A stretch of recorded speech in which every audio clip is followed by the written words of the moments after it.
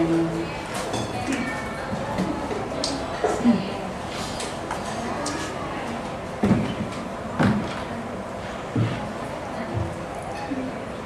Let us acknowledge and feel the presence of the Lord in this place this afternoon. And I encourage everyone to please read with me. Let us read our Bible reading in Revelation 21. Please all rise. Let us all begin. Then I saw a new heaven and a new earth. For the first heaven and the first earth has passed away, and there was no longer any sea. I saw the holy city, the new Jerusalem, coming down out of heaven from God, prepared as a bride beautifully dressed for her husband. And I heard a loud voice from the throne saying, "Look, God's dwelling place is now among the people, and He will dwell with them. They will be His people, and God Himself will be with them and be their God. He will wipe every tear from their eyes. There will be no more death, or mourning, or crying, or pain, for the old order of things has passed away." He who was seated on the throne said, "I am making everything new." Then He said, "Write this down, for these words are trustworthy and true."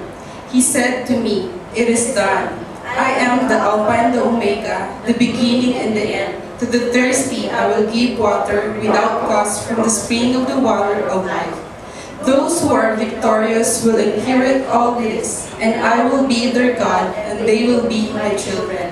The cowardly, the unbelieving, the vile, the murderers, the sexually immoral, those who practice magic arts, the idolaters, and all liars, they will be consigned to the fiery lake of burning sulfur. This is the second death. And the seven angels who had the seven bowls full of the seven last plagues came and said to me, "Come, I will show you the bride, the wife of the Lamb." And He carried me away in the Spirit to a mountain great and high, and showed me the holy city, Jerusalem, coming down of heaven from God. It is shone with the glory of God, and its brilliance was like that of precious jewel, like a jasper, clear as crystal. It had a great high wall, 12 gates, and with 12 gates, on the gates were written the names of the 12 tribes of Israel. There were 3 gates on the east, 3 on the north, 3 on the south, and 3 on the west. The wall of the city had 12 foundations, and on them were the names of the 12 apostles of the Lamb. The angel who talked with me had measuring rod of gold to measure the city gates and its walls. The city was laid out like a square, as long as it was wide. He measured the city with the rod and found it to be 12,000 stadia in length, as wide and high as its long. The angel measured the wall using human measurement, and it was 144 cubits thick. The wall was made of jasper, the city of pure gold, as pure as glass. The foundations of the city walls were decorated with every kind of precious stone. The first foundation was jasper, the second sapphire, the third agate, the fourth emerald, the fifth onyx, the sixth ruby, the seventh chrysolite, the eighth beryl, the ninth topaz, the tenth turquoise, the 11th jacinth, and the 12th amethyst. The 12 gates were 12 pearls. Each gate made a single pearl. The great street of the city was of gold, as pure as transparent glass. I did not see a temple in the city, because the Lord God Almighty and the Lamb are its temple. The city does not need the sun or the moon to shine on it, for the glory of God gives its light, and the Lamb is the Lamb. The nations will walk by its light, and the kings of the earth will bring their splendor into it. One day, for there will be no night there. The glory and honor of the nations will be brought into it. Nothing impure will ever enter it, nor will anyone who does what is shameful or deceitful, but only those whose names are written in the Lamb's book. Amen. The grass withers, the flower fades, but the word of our God stands forever. Praise be to God of the highest for reading His word.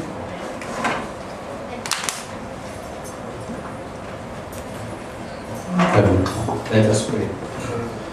Our Father in heaven, Lord, we thank you, Lord, for this another day, Lord, you have given in our life, Panginoon.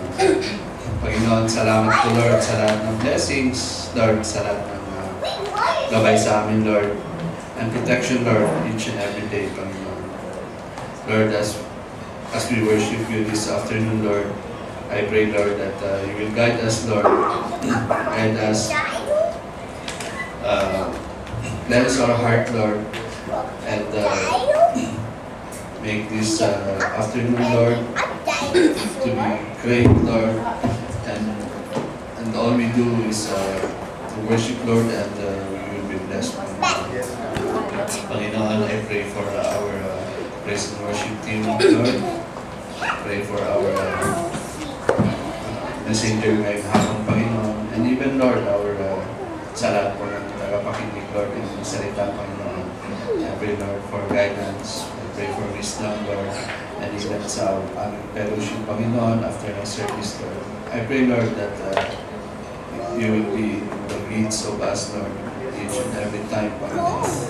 Panginoon, we trust you the rest of this day. This all I pray in Jesus' name.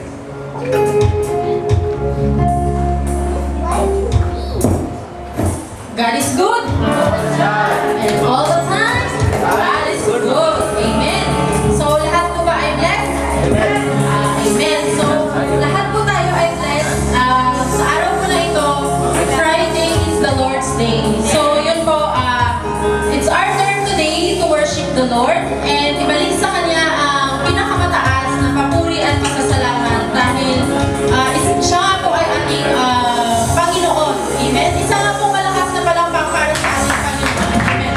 Sabi po sa Psalms 115:1, not to us, Lord, not to us, but to your name be the glory because of your love and faithfulness.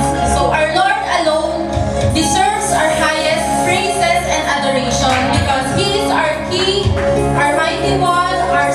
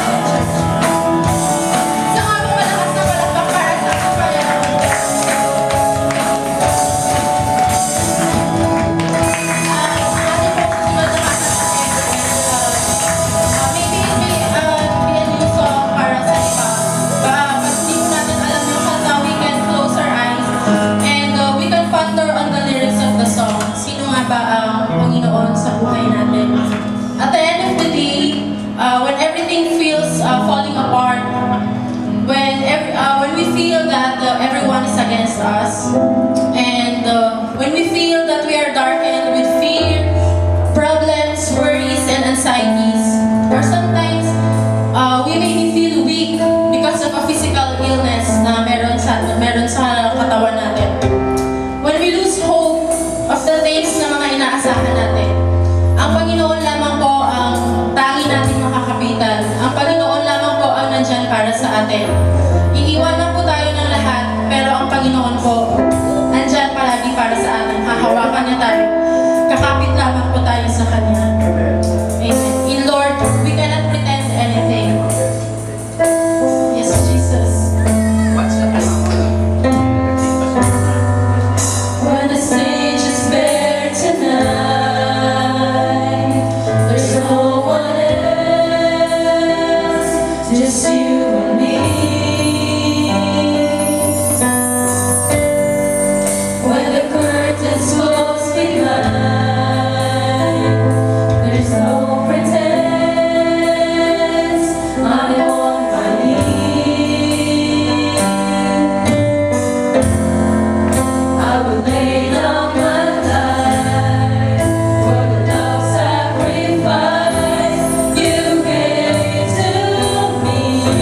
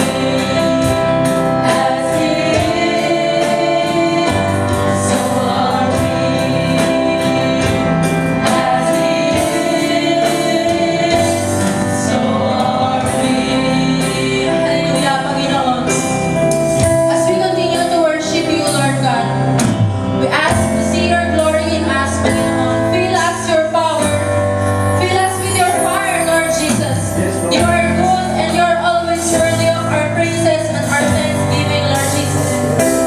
Let your spirit and your presence overflow in our hearts today, Lord God. And let your Lord be magnified as we sing this song, Panginoon.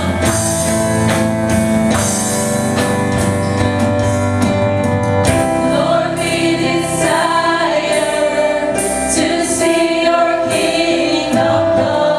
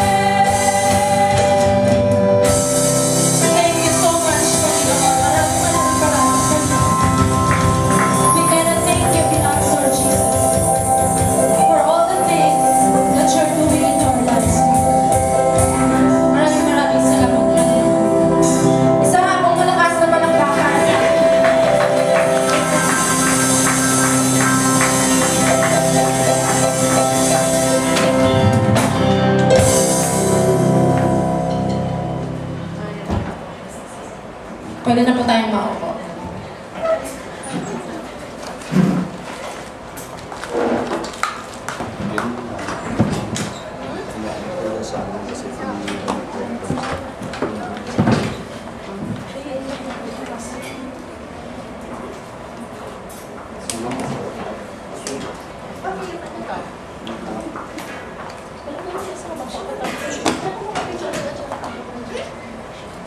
Again, magandang hapon po sa ating lahat. Good afternoon.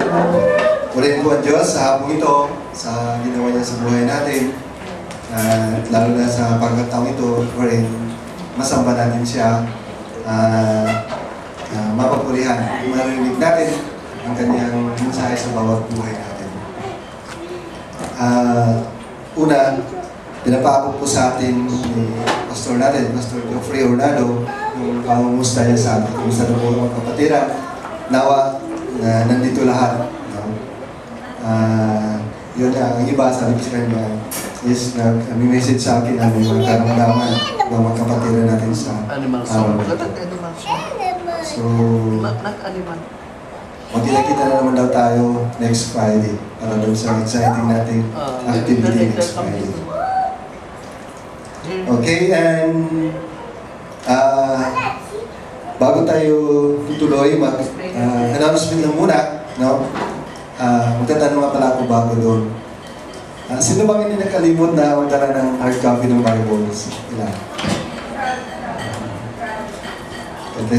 Kasi alam niyo, sa time ko, hindi ko inandun sa screen yung yung verses, kundi magbasa talaga tayo, no? Para minsan masasanay din tayo. Nakalimutan na natin yung saan ba banda yung yung book na yun. First John, baka minsan nakalimutan natin yung First John, sunod nun yung Second John. So, kailangan minsan ma-remind tayo. Okay, and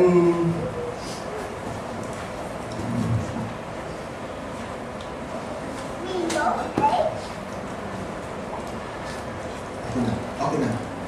Okay. So, naalala niyo ba yan? Nakikita niyo? Ha? Ha? Oo, no? Wait, ako, medyo, no? Nakikita niyo, ito yung mga mukhang patan. No? Hindi naman. Ito pa yung picture natin last year. Doon sa Mission Emphasis Culmination natin, no? And when ulit mangyayari ito na naman next week, no? So, nakita nyo, ito yung balance. Ito na, mga bisita natin mula to sa North America ito, oh. Ito naman sa makabayan to. Makabayan yan, tingking Pinoy. Party list. Yun, brother, hindi kita nakita. Iwan ko, baka sa ibang picture na ako. O kaya nagbibihis ka pa. No? Ay, tanyo, ito. May mga candidate tayo sa Miss University sa harapan. So, yun, tingnan mo yung mga, although kundi lang noon na nagsuot ng mga ganun, pero nakakatuwa po, no? Ito yung natin, picture natin dun sa Mission Emphasis Culmination. Wherein, mangyayari naman ito next Friday, no? So, announcement, reminder, because na-message ko na ito sa mga natin, sa messenger, no, na next Friday is culmination po sa Mission Emphasis Month natin, no? So, marami tayong gagawin, no? Isa doon is that yung mga presentations natin, the bawat care group, I do hope na nagpapaghanda na, nakapag-practice na dahil sinacrifice kaya natin yung mga care groups natin dahil para lang magkaroon ng mga practices, no? Bawat 4 na care groups natin, no? So dahil may mga bisita po tayo next week, no? Of course, mabisita niyo yun kasi kayo din ang mag-iimbita sa kanila. So, kung halimbawa mag-present tayo ng mga kanta, so hindi na tayo mag-iimbit ng babasahin dahil binigyan tayo ng 2 weeks, no? Next week din, wala din tayong care group, gawa ng bigyan natin ng daan yung mga practices natin, no? And then maliban doon, ito nga, yung susuotin natin, no? Different countries ng mga attire costume nila, no? So, ano yun naman naisip ninyo? Ito namang sa attires that contest ito. May premyo ito. No? May premyo ito kung sino yung pinaka... Initial lang dito na bigay pa sa akin yung criteria. Parang sino yung attire na nandun talaga sa hundreds country, hundreds people. No? So, yan ko kung sasabihin ko bakit yung pastor yun, basta ganun tapos kuha niya ang attire ng country na yun. No? So everybody, no, is encouraged to mag-participate. No? So, pwede na dito tayo magbihis. So, kung kaya ninyo doon sa bahay, magsakay ng taxi, mag-abang doon sa nagkabihis na gano'n. Ewan ko sa Brother Ulan, last year, nagbihis ka ba ba doon pa sa bahay nyo? Hindi na. Dito na. No? So, ako naman, iniwasan ko magbihis mula pa sa amin. Baka lapitan ko sa Pina, nag-abang ng ano, naghanap ng todo na. So, yun. Next week, maging exciting po yung natin, activity natin. Then, mag-invite po tayo ng mga bisita. No? Bakit kailangan natin invite sila? Malalaman natin yan mamaya. No? So, yun po ang natin para sa activity natin next week. Wherein, yung mga presentations natin, pag-aandaan natin yun para po sa Panginoon. Para po sa Panginoon. No? So, I do hope na may naisip na kayong country na i-represent ninyo. Okay. And lastly is that after po sa fellowship dinner natin, magkakaroon po ng special CMT meeting. Wherein kasama po ang lahat ng care group leaders. Yung sa Resto at saka yung sa Banyas. No? Kasama po yung mga care group leaders doon sa short special CMT meeting natin.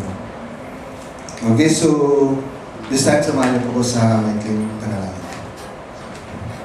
Panginoon, salamat po sa hapon ito. Diyos na nakabagin. Salamat, Panginoon, na muli masama naman namin kayo. Salamat, Panginoon, sa inyong mensahe sa bawat buhay namin sa hapon ito. Hayaan niyo, Lord, maging excited kami na tatanggapin anuman ang nais niyo ituro sa amin. Tulungan niyo naman kami, Panginoon, na maintindihan namin ng madali ang mensahe niyo sa buhay sa hapon namin, sa buhay namin sa hapon ito. Samahan niyo kami, ingatan niyo kami, Panginoon. Ito po ang dalangin namin sa inyo sa pangalan ng Jesus. Amen. Amen. Alam niyo, I do believe na ang bawat isa sa atin is kung tatanungin gusto mo na bang umuwi, no? For good na yung wala nang isipin, no? Alam ko, gustong-gusto ng bawat isa. No? Lalo pag dating yung panahon na wala nang isipin mga suliranin, mga pangangailangan, no? So, I know na gustong-gusto yun ng bawat isa. Siguro, ang iba, uwi na doon sa ganitong lugar nila. Katulad sa amin. No? Okay, sa amin yan. No? So, although hindi naman talaga yan sa amin may ganun sa amin. No? Ang farm talaga ito kasi yung mga bubundokin. Marami yan sa amin. No? So, hindi sa amin yun. Banda sa amin. So, marahil gusto natin, umuwi tayo. No? Wala natin isipin dahil napakasarap. No? Napakasarap na doon na tayo maglingkod sa Panginoon kasama ang mga natin sa buhay. Or else, yung iba sa atin ay gusto dito. No? Kung taga doon mo kayo sa mga cities, no? Sa Manila City, kung ano mga sulat nandun kayo. Dahil, napakasarap talaga na uwi tayo sa atin. Spiritually, mga kapatid, is hindi po yan ang magandang pupuntahan natin. Dahil, tayo po'y taga-langit. Amen po ba? At hindi lang ito hindi ito yung lugar natin. Kaya sa Pilipinas, ito yung lugar natin. No? Sabi nga dito ni Billy Graham, my home is in heaven. I'm just traveling through this world. Ito po yung lugar talaga natin, yung uuwian natin. No? Pero, heaven, yun palang tirahan natin. Yun pala ang pagtutunguhan natin talaga, no? Siya. Anyone can describe ano ba talaga heaven? Ano ang langit? Sige nga, sino pwedeng magbigay ng konting description all about heaven? Incomparable. Sabi nga na, no? Kaya nga, wala na akong nakita. Wala akong pwedeng ipapakita sa inyo na example dun sa heaven. Wala. Dahil napakaganda talaga. Ngunit, mababasa natin yan sa salita ng Panginoon kung ano ba ito. No? Ano ba talagang, ano bang nandun, ano bang picture ng heaven? No, yung uuwihan natin. Kaya buksan natin ito sa lahat ng mga nagsasabi, nagdi-describe sa all about heaven. Ito yung isang book na gusto ko, yung description nila sa heaven. Revelation chapter 21. No? So, ang magawin natin dito is, tayo salitan. Dito muna mababasa, tapos yung iba naman dito, no? Sasabihin ko mamaya. Revelation chapter 21.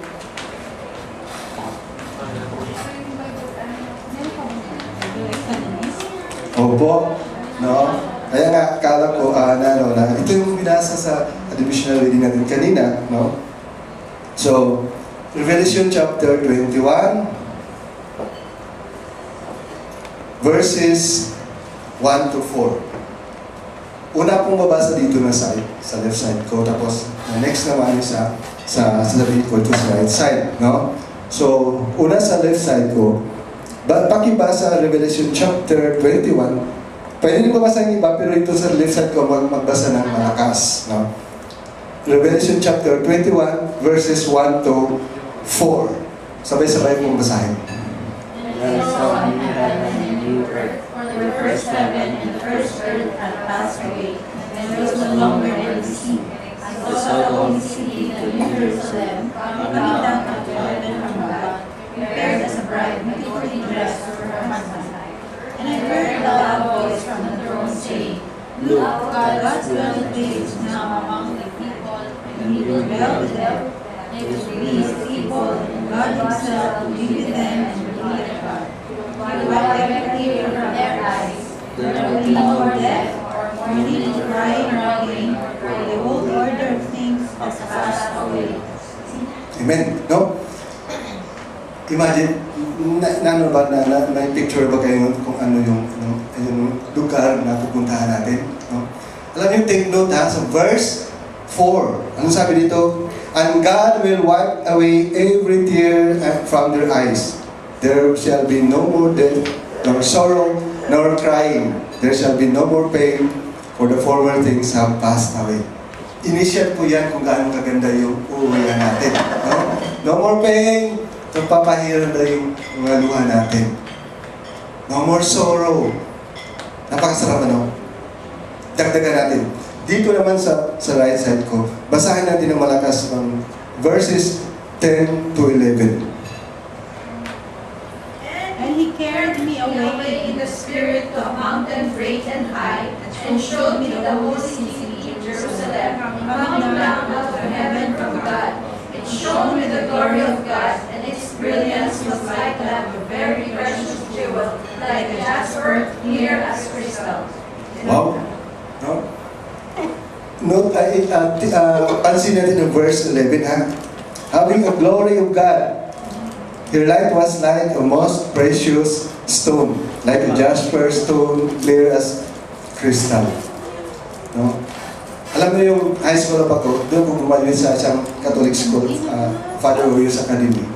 Lahat ng mga sections name namin mula sa first year hanggang fourth year, puro mga stones yun, mga precious stone yun, no?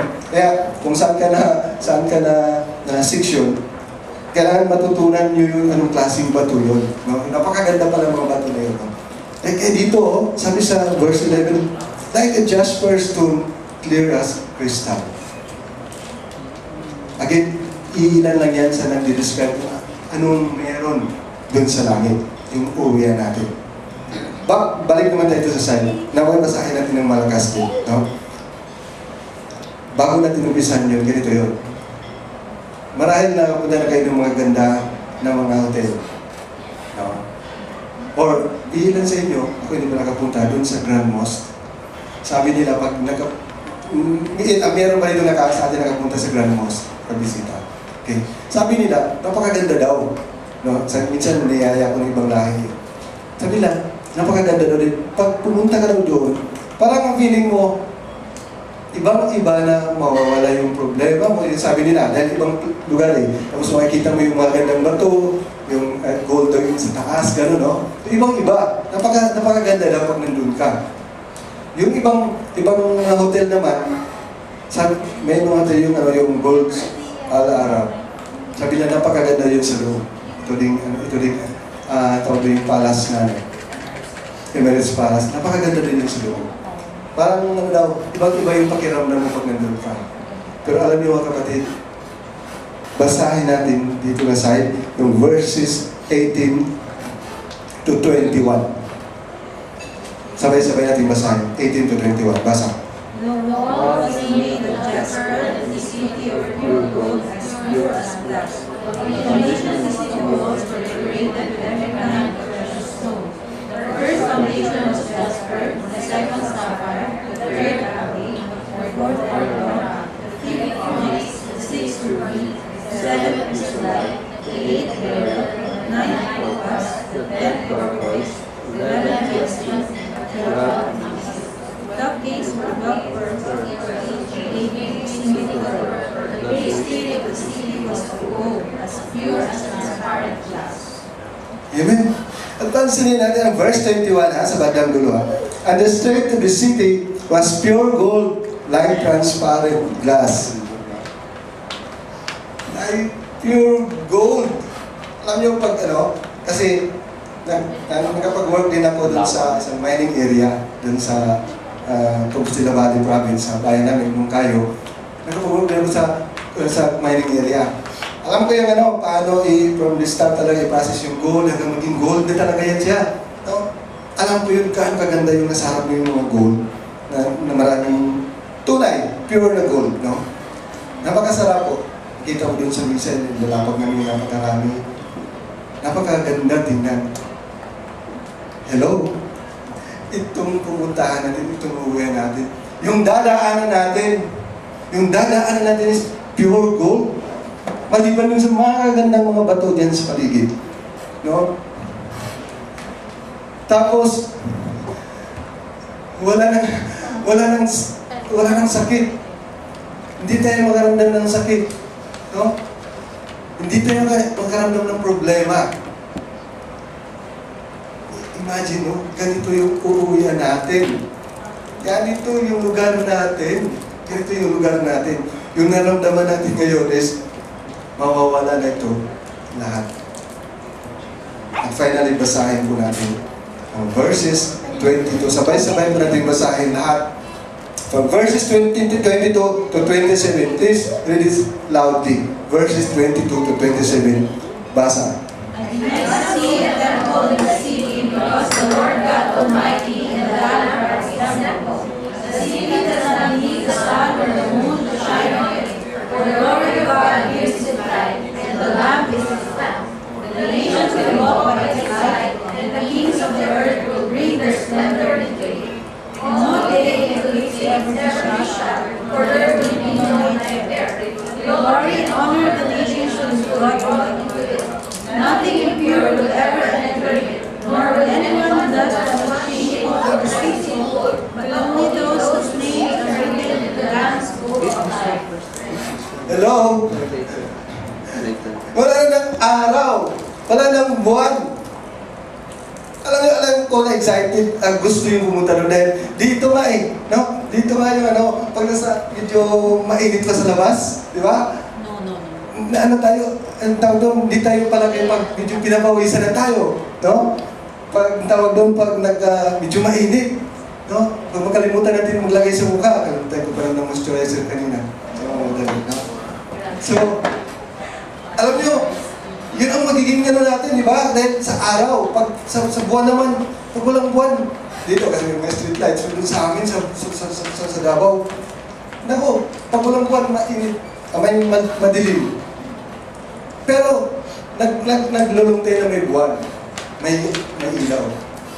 Hello, mga kapatid, itong pupuntahan natin, itong langit na pupuntahan ng lugar na pupuntahan natin, hindi ka na mag-alala ng mainit, hindi ka na mag-alala ng madilim, dahil wala na po ito. Maliban doon sa nakapaligid na napakaganda. Ito po ang destination po natin. Taga doon po tayo. No?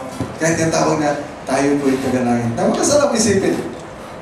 Hindi ko na kailangan tanangin pa kayo kung gusto nyo ba.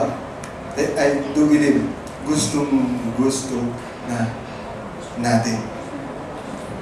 No? Gusto natin na makauwi na doon. Pero ang tanong, kailan? Kailan yun mangyayari? Hindi naman natin alam kung exactly kailan yun. No? Pero, ang maganda doon is, ayon sa salita ng Panginoon, malalaman natin ang mga pangyayari kung kailan yun. No? Kaya ito yung pag-aralanin sa hapon ito. And by the way, ito po yung third Friday ng Mission Emphasis Month natin. At gaya ng sinabi ng pastor natin, na sabay po tayo sa buong Pilipinas sa mensahe ng bawat Friday. Itong anong pinag-aralan nila doon, ito rin pinag-aralan natin ngayon. So, kailan yun? Kaya, ito po yung magiging title ng pag-aralan din sa hapong ito. Basahin nga natin sabay-sabay. Bring back the King. Bring back the King. Bring back the King.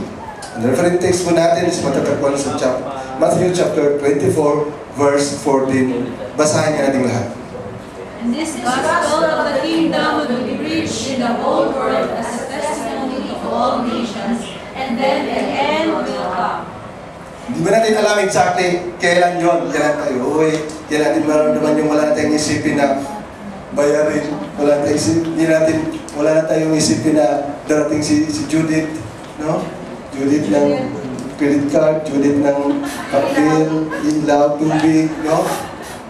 Wala na. Hindi tayo matatakot, no? Tatakotin tayo, no? Darating na si Judith. Wala na. Hindi natin isipin yun. Yung mga alalahanin natin na mag-alala tayo na kailan ba talaga darating si wala na. Hindi na tayo mag-alala nun dahil wala na yun. Ngayon, hindi tayo iiyak. Kung ano mo dahilan ng iyak tayo, hindi na yung mangyayari. Papahira na ng Panginoon yung mga luha natin. Ang sarap na isipin nung panahon na kasama pa ng mga disciples, si Jesus mismo. Pag may problema sila, may pangangailangan sila, pag wala silang huli na isda, sabi ni Jesus, gawin niyo ganyan yan, makahuli kayo. No? Tayo ngayon, wala, no? Parang ano yun, depende sa pananampalataya natin. How much more, dito sa binasa natin na magkasama na natin palagi yung Diyos. No? So, kailan? Kung makarinig na ang bawat lugar ng mundo sa salita niya. Okay, now, ito po yung key principle actually. Jesus is the coming King. Title po natin is Bring Back the King. Jesus is the coming King. Siya pong hinihintay natin na babalik dito. Kung nabasa natin kanina sa Revelation chapter 21, ito po yun. Darating na yung bagong langit, bagong mundo. Darating na si Jesus. Maging kasama na tayo niya. When His Son is returned, when we declare the kingdom to all the world. When we declare the kingdom to all the world. Brother Robert, kailangan bang pumunta tayo dun sa ibang bansa? No? Kailangan bang pumunta tayo sa Afghanistan? Pumunta tayo dun sa Iraq? No? Sa Syria? Marami pong pwede itong gawin kahit na tayo pumunta doon. The general truth is that Jesus is coming again to complete His reign and establish a new heaven and a new earth. Yan po ang general truth. Babalik siya, no? Babalik siya dahil establish niya ang new heaven and new earth. Yun po nabasa natin kanina sa Revelation. Kaya, yun po ang laging isipin natin, no? Mangyayari yun pala. mangyayari yun pala. Now, we are the witnesses who live, teach, and exemplify the kingdom of God in their midst. Ito yung ano eh. Ito yung maganda dito. Dahil kabahagi tayo before babalik ang Panginoon. Kabahagi pala tayo. Mga witnesses tayo. No? Hindi lang yung witnesses tayo doon kung paano. At ano ba yung ibig sabihin ng kingdom? Gospel of the kingdom of God. No? Hindi lang basta-basta darating na yun ang panahon na yun, kundi may gagawin pala tayo. May magagawin tayo. Kung paano at bakit, malalaman natin mamaya. So, as a general truth, let us work together until the last 100 years, the gospel to hasten the return of the King. Kaya ang ginawa natin, no, magsusumika pala tayo, no? Kaya ang ginawa natin, hindi ba tayo makakapunta sa ibang bansa? At least doon sa panalangin. Or at least doon sa financial support through sa mission giving natin. Maging kabahagi tayo. Or doon sa mga kasama natin sa trabaho. No? Dahil napakarami po iba't ibang lahi na kasama natin sa trabaho. So, posible. No? Yan po ang general truth. Now, maging specific tayo. Specific truth. You are a witness to the fallen world. Witness pala tayo sa mundong ito. So, engage yourself with unreached people. Ito yung challenge na palagi pinaalala sa atin. Na kailangan pala hindi yung iiwasan natin yung ibang mga kasama natin sa trabaho, may ibang lahi. Hindi pala iiwasan. No? Kundi dapat maging mag-engage tayo sa makasama natin, mapalapit tayo sa kanila. Dahil witness tayo eh. Kung ano ba ibig sabihin ng kaharian ng Diyos? Paano nila malalaman pag pinalayo yung sarili natin? No? Kung iba yung pag-iisip natin sa kanila, kung dilistansya natin sila dahil yung mga kadalasan sabi na gano'n, hindi kaya, no? O kaya, hindi kaya yung ugali o ano dapat makaya, no? Paano bakit didistansya yung sarili natin sa kanila?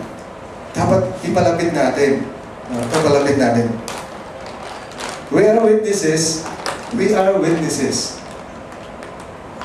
We influence the ungodly practices of culture by exposing the others to the different counter-cultural way of living.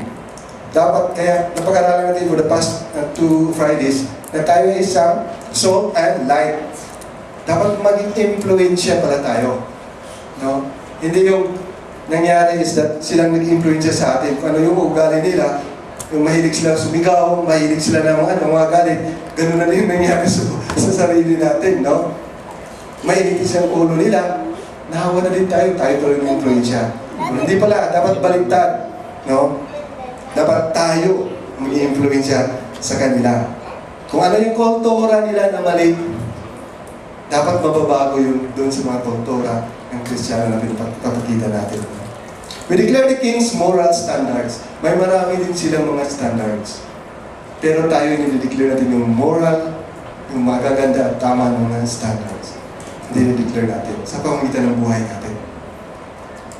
We proclaim Jesus as the only hope for salvation to these perishing communities, which are the unreached people group.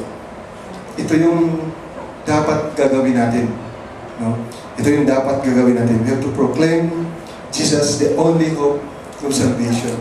Kasi pag alam nila, yung mga hayop, mga hayop ang magbabalita sa kanila. Ay iba naman sila daw dadaan sa kanila, sila maging daan ng kaligtasan. No? Ituturo natin yung tama. Only Jesus, through Jesus, salvation. So, yan po may specific truth na dapat maisip natin bilang kabahagi po dito sa kaharian ng Diyos. So, we have to consider these points. No? Points to consider. Una, Jesus commands every Christian to proclaim the gospel of the kingdom. Baka akala natin enough na dahil mananampalataya tayo, dahil member tayo ng isang church, enough na naglilingkod tayo sa Panginoon. Enough na nag-aaral tayo, kasama tayo doon. Enough na nagsisimba tayo. Mga kapatid, we are commanded by Jesus. No? Para ma-review tayo, basahin nga natin ulit. Matthew chapter 20. Please open your Bible. The book of Matthew chapter 20, verses 18 to 21. Hindi po ito sabi lang ni Pastor, hindi ito sabi lang ni Brother Robert, kundi ito po ang utos ng Panginoon sa bawat mga anak niya. Okay, Matthew chapter 28, start verses 18 to 20. Sabay-sabay mo natin basahin. Basa. Then Jesus came to them and said, All authority in heaven and on earth has been given to me. Therefore, go and make disciples of all nations, baptizing them in the name of the Father and of the Son and of the Holy Spirit, and teaching them to obey everything I have commanded you. And surely I am with you always to the very end of ages. And Jesus said, sabi niya sa atin yun, no? Hindi suggestion, kundi command niya sa atin. Ang maganda pa doon, sabi niya, nasa akin na lahat ng kapangyarihan. At sa dulo, sasamahan ko kayo saan kayo pupunta. Kahit sa dulo ng panahon, no? Napakaganda. So, hindi pala enough lang yung mga ginagawa natin na simple. Kundi, pero hindi po, ibig sabihin na talagang pupunta tayo doon sa ibang bansa. No? Dito sa atin, marami pong kaparaanan, pamamaraan. But ang importante is that Jesus commanded us to share the gospel of the kingdom. He has commanded us, ako at kayo, to declare the gospel of the kingdom to all nations, especially the unreached. To all nations. To all nations, especially the unreached. He commanded you and me to witness for the gospel of the kingdom is not an option. It is a command to obey. Kaya isipin natin, it is yung maging witness natin for the gospel of the kingdom is not an option dahil tayo mananampalataya, kundi dahil this is a command. Command po ito to obey. Now, and this is our task. This is our task. Therefore, we must know that the gospel of kingdom is. Ito ang tanong, alam ba natin, ano may ibig sabihin ng gospel of the kingdom? Alam ba natin ano ibig sabihin ng gospel of the kingdom? Okay, gospel literally means good news. So, gospel literally means good news, meaning good news of the kingdom. Ano bang good news of the kingdom? All about good news of the kingdom. Pagtatanungin tayo, marami ang salita ng Panginoon na nagdi-describe about good news of the kingdom. Pero let's try to read John chapter, or memorize natin ito. John chapter 3 verse 16. Ano nga ito? Again, sabay, lakasan natin. For God so whoever believes shall not perish but have everlasting. For God so loved the world that He gave His only begotten Son. Mga kapatid, ito pong napakaganda. Ito pong isa sa nagde-describe all about gospel of the kingdom. Nga ganun po tayo kamahal ng Diyos na binigay niya kanyang kaysa isang anak. It is a good news of salvation. Ito po yung nais ng Diyos na ibabahagi natin. Dahil hindi nila alam ito. Ay sa Buddhist guys, hindi nila naniniwala ng kasalanan. Yung pagkakaroon ng kasalanan, pagkakalimot daw yun. Pagkakalimot daw yun. Sa kanila, pagkakalimot ng kasalanan, ay nakalimot na daw siya. Nakalimot na sa pagkakalimot. Sa pakinggan ko, kaya kalimutan ko lahat na. Yun daw. So, hindi sila naniwala. Now, it is a good good news of salvation. Sia. This salvation is freely available to everyone who believes in Jesus Christ. Everywhere in the world. Ito yung dapat na ibabahagi natin. Ito yung dapat na isi-share natin. No? Na tayo po'y mahal ng Diyos. No? Na maliligtas po tayo sa pamagitan ng Panginoong Jesucristo. Ito po yung ang magandang balita patungkol sa kanyang kaharian ang babahagi natin.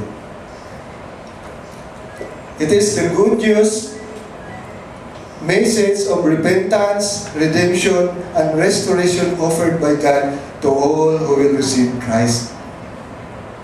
Ito po yung tandaan natin ha. It is a message of repentance, redemption, and restoration offered by God to all who will receive Christ. It's all about forgiveness of sins through faith in Jesus. Mga kapatid, tandaan po natin kung ano bang ibig sabihin ng gospel of the kingdom. Baka tatanungin tayo, no? Ano ba yun? Tapos hindi natin sila masasagot. Now, alam na natin yun. This time, alam na natin about gospel of the kingdom. Diba? For God so loved the world. For God so loved the world that He gave His only begotten Son. That whosoever believe shall not perish but have everlasting life. Ganun pala yun. Pero it's okay lang po ba na basta bigkasin natin yun? No? Hindi po. Dahil, how are we to witness the gospel of the kingdom to the unrest effectively? May pamamaraan pala. May pamamaraan pala kung paano natin ito effectively na ma-share sa kanila. Una, alam nyo, sometimes we have the tendency to reduce the Matthew chapter 24:14. No? Ano yung sa Matthew chapter 24:14? Na when the gospel, the message of God will reach to the unreached people and the end will come. Okay? Akala natin, when we share the gospel, the good news, enough na yun. Kaya iba sa atin, pag may pagkakataon na may bahagi ito sa ibang lahi, sasabihin na, you know what? Jesus loves you.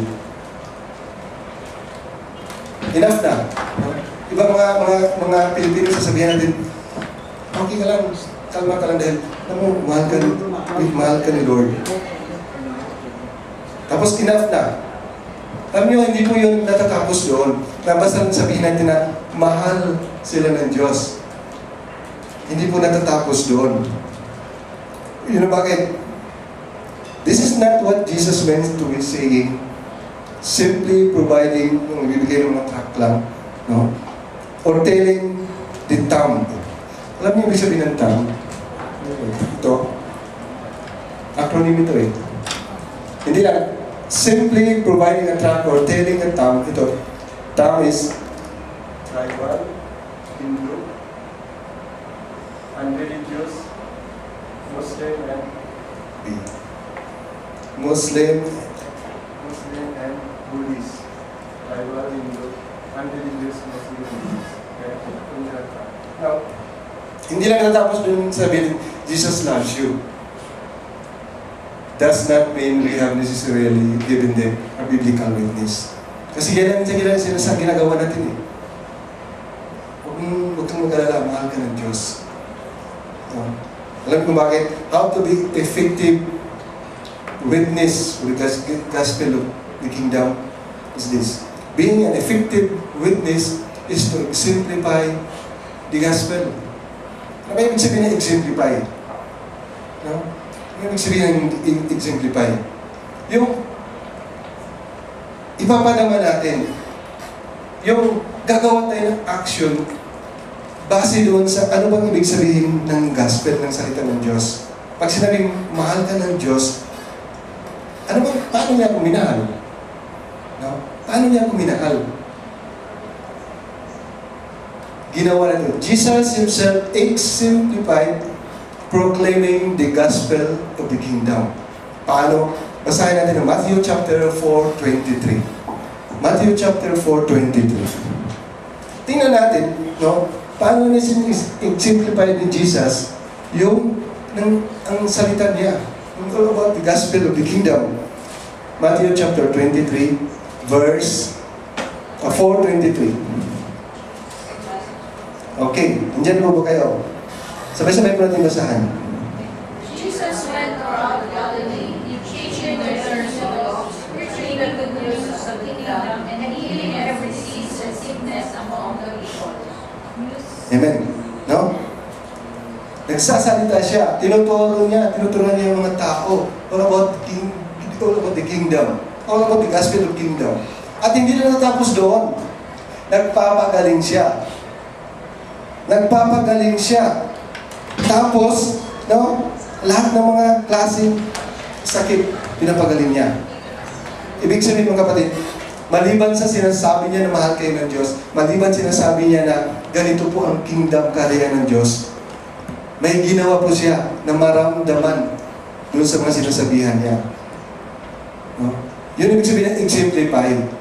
Hindi lang natatapos na sasabihin natin, kundi may gagawin tayo.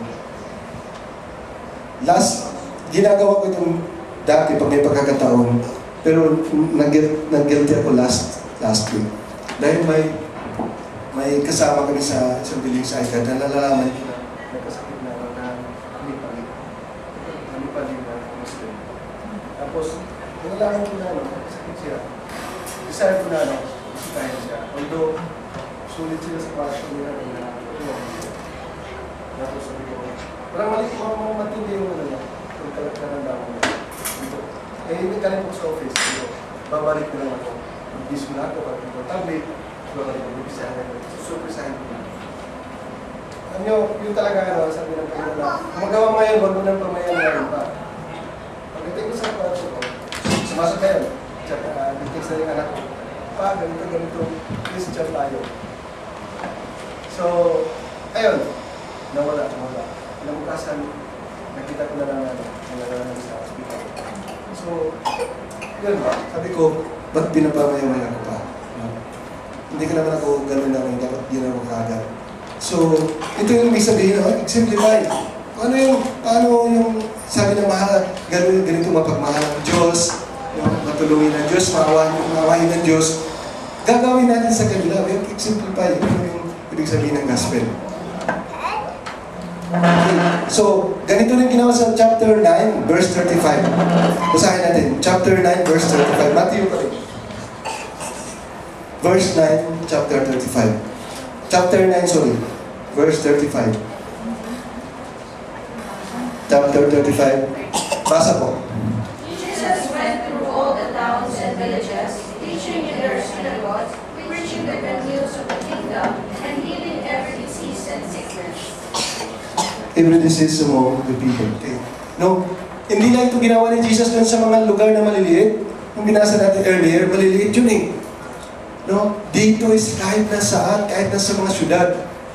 Ibig sabihin, mga kapatid, ginagawa ni Jesus at simplify niya yung message niya kahit saan. At ito yung nais ng Diyos na gawin natin. Nasasabihin natin yung ibang lahi na kakilala natin. Yung ibang mga kapwa natin Pilipino, no? Pag sinabi na kung mahal natin siya, gagawa tayo, i-practice natin yung katangian ng Diyos na mapagmahal, mapagpatawad, no? Na maawain, matulungin. Dapat maramdaman nila. Dahil ito yung maisip nila, masasabi nila, yan palang ibig sabihin ng karian na pupuntahan nila, yung lugar na pupuntahan nila. Kaya ganda pala. So we have to exemplify. Conclusion mga kapatid. Because we engage as a witness of the gospel of the kingdom, the step of obedience for you today is to act as a global Christian. Ito palang mamayang pag-uwi nyo o bukas, umpisahan nyo ng gagawin nito. Exemplify the gospel of the kingdom. Kahit sa simpleng paraan, no? Tayo ay natatawag na global Christian. Tayo ay matatawag na global. Hindi lang local, hindi lang regional, no, na Christian global. Kasi ang sarap isipin, no? Ito yung nice ng Diyos. Look around you for opportunities to interact with and learn about people of other cultures. Stretch your social relations, activities, and get connected, especially with your families, so that you will know their needs and interests. Titingnan natin sa paligid natin kasama mga kilala natin. Kailangan na magkilalanin natin yung mga malapit sa atin, sa lugar natin. Gawin natin. No? Alam nyo, umpisahan natin. No? Sabi nito, stretch your social relations. Interact with and learn about people of other culture. Yun palang dapat mong gawin. Continue to involve the leadership at your church in your discoveries and plans. Kaya napakaganda ginagawa natin. Sama-sama tayo manalangin, sama-sama tayo na support financially doon sa mission work. Now, at anumang mga activity ng church natin. So, nawa, by next Friday, mag-participate po ang lahat, bawat isa. No? Mag-isip na tayo, paano pagandahin yung mga presentations natin, ano yung mga susutin natin, no?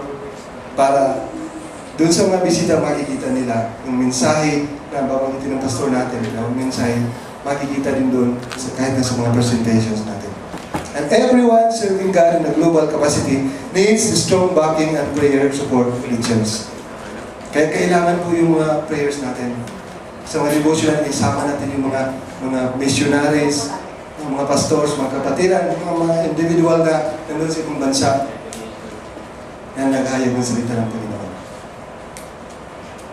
Now, as a challenge mga kapatid, as a challenge, basahin natin ang Revelation chapter 21, verse 4. Revelation chapter 21, verse 4. Okay, Revelation chapter 1, verse 4. Basahin natin ng malakas, sabay-sabay, basa. He will wipe every tears from their eyes. There will be no more death, or mourning or crying pain, for the whole earth is passed away. At tapos na plan. He will wipe every tear from their eyes. There will be no more death, nor mourning, or crying, or pain, for the old order of things has passed away. He will wipe every tear from their eyes. Ang sarap isipin na, no? Hindi na tayo luluha. Minsan may kasama pang sipon. Di ba? Dahil sa tindi ng sakit, sama ng loob. Umuluha tayo. Dahil sa tindi ng tawag nila, problema. Pero ang tawag naman ng mga optimistic na mga tao, hindi problema. Challenge. Challenges. No? Pero this time, pag darating na yun, mag-away na tayo. He will wipe every tear from their eyes. Hindi na tayo luluha pang muli. No? Napakaganda ang pupunta natin. Napakasarap isipin na maglalakad tayo na hindi ganito na tayo lubo. Hindi yung tingnan natin diyan concrete o yung kulay. Doon is napakaganda. Imagine lalakaran natin dito. Bawal naman kukuha kasi wala namang pawn shop doon, hindi natin bibinta.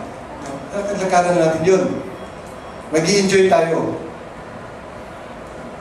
Kaya ba natin na tayo lang pupunta doon? Kaya ba natin na yung kaibigan natin? Yung kaibigan mo ngayon, kasi kasama mo ngayon sa flat, sa trabaho. Pagdating doon, wala sila. Tayo lang. Kaya ba natin? Kaya na ba natin na yung kasama natin sa bahay, yung wife natin, yung husband, minsan yung mga anak, kapamilya, hindi natin makita doon. Tayo lang.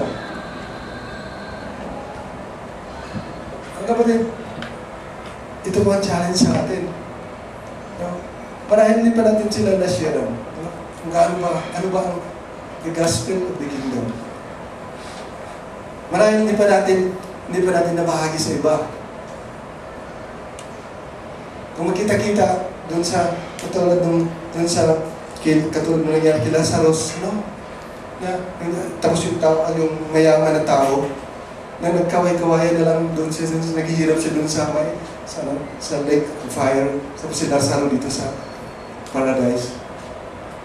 Kayanin ba natin na yung mga ibang mahal natin sa buhay, kaibigan natin, kakaway-kawayan na lang natin at tapos sila nahihirapan sa lugar na yun. This is your chance, mga kapatid. Ibahagi po natin sa salita ng Panginoon. The gospel, the good news of the kingdom. Ibahagi po natin. Intentionally, sabihin po natin ito. Ibabahagi po natin lalo na sa mga mahal natin sa buhay. At dun sa mga kakilala natin. Ang hirap po na nag-iisa na lang tayo, pupunta na hindi kasama yung mga mahal natin sa buhay. Ngunit, of course, may dapat gagawin tayo. Marahil nahihirapan tayo na magbahagi sa kanila dahil parang hindi sila maniniwala. Parang hindi sila maniniwala, parang tataas yung kilay nila pag sasabihin natin na, alam mo, ganito po kaganda ang salita ang kaharian ng Diyos. Dahil hindi sila maniniwala, dahil hindi na nakikita sa buhay natin. Hindi natin ginagawa yung mga tinuturo natin. Kaya marahil, hindi natin ibabahagi sa kanila. Dito sa message nito, gusto kong hinanap ko kung saan yung sasabihin na dapat makita yun sa buhay natin na yun ang hindrance. Paano natin sasabihin na ito po ang kaganda ng kaharian ng Diyos? No? Na hindi ka na masasaktan. Pero hindi nakikita sa buhay natin ngayon. Tayo nananakit kahit sa iba-ibang paraan. Yun marahil minsan ang isa sa mga dahilan kung bakit hindi natin kaya na ibahagi yung gospel of the kingdom. Kaya, alisin natin yung hindrance na yun, mga kapatid. Dapat makita yun sa buhay, i-simplify natin yung sabihin ng pagmamahal ng Diyos. Yung pagkaging maawain ng Diyos, mapagmahal ng Diyos, mapagpatawad ng Diyos. I-simplify natin. Napakita natin, ito yun. Kapatid, masakit na yung ginawa mo, pinatawad na kita. Alam mo, gagaling ka. Kahit papanalangin kita, kapatid. Alam mo, brother, papanalangin kita. Gagaling ka. Papagaling ka ng Jesus. Ipapanalangin natin. Ganun dapat natin gawin. Manalangin tayo. Papanalangin kita. Paano natin masasabi yung pag tayo hindi sanay manalangin? Memorize na natin yung how the purposes of daily quiet time and how to begin with daily quiet time. No? Pero hanggang ngayon, baka wala pa tayong daily quiet time. No? Tapos ituturo natin ito. Pag ginagawa na natin, ituturo natin ito sa mama natin sa buhay. At ituturo natin ito sa kaibigan natin. Ganito po yun. Mag-umpisa sa atin. Mag-umpisa sa atin. So, first step is that next week, mag-invite po tayo. Pag pala natin imbitahin yung sumasamba na. Kasi minsan, nag-invite tayo ng sumasamba sa ibang church eh. Di ba? Dito, imbitahin nyo ito dahil Christian ito, sasama talaga ito. Absent ko muna sa church din. Next week ako naman absent sa amin, pupunta ko sa inyo. No? No? Mga kapatid, imbitahin natin yung hindi pa nakapag-church. Imbitahin natin din sila. Yun ang dapat imbitahin natin. Hindi kailangan 2, 3, 4, isa lang. We have still Saturday, Sunday, Monday, Tuesday, Wednesday, 6 days. Kung hindi natin kayang sabihin sa kanila, i-simplify yung salita ng Panginoon dahil may ginawa tayong hindi maganda nung nakaraan. May 6 days pa tayo. Pakita natin sa kanila. No? Ito yung katangian ng Panginoon. Mapagmahal, mapagpatawad. Then by Thursday, imbitahin na natin. No? Kung hindi mo siya, ini-establish na mo siya, sinisigaw-sigawan mo lang sa opisina dati, this time for 6 days, Wag mo na siya, kailan dahil mo siya ng todo, ng bulaklak o chocolate. Gawin mo araw-araw. Yan po. Yan po magmahal ang Diyos. No? Then Thursday, pwede ba kitang imbita masama? May kainan dito. Tapos may kainan naman dito. No? Ganun po gawin natin mga kapatid. Kaya sabi ko, I will give second weeks, 2 weeks I mean, para maghanda po mga kapatiran sa presentation. Dahil alam ko naman, talagang maganda.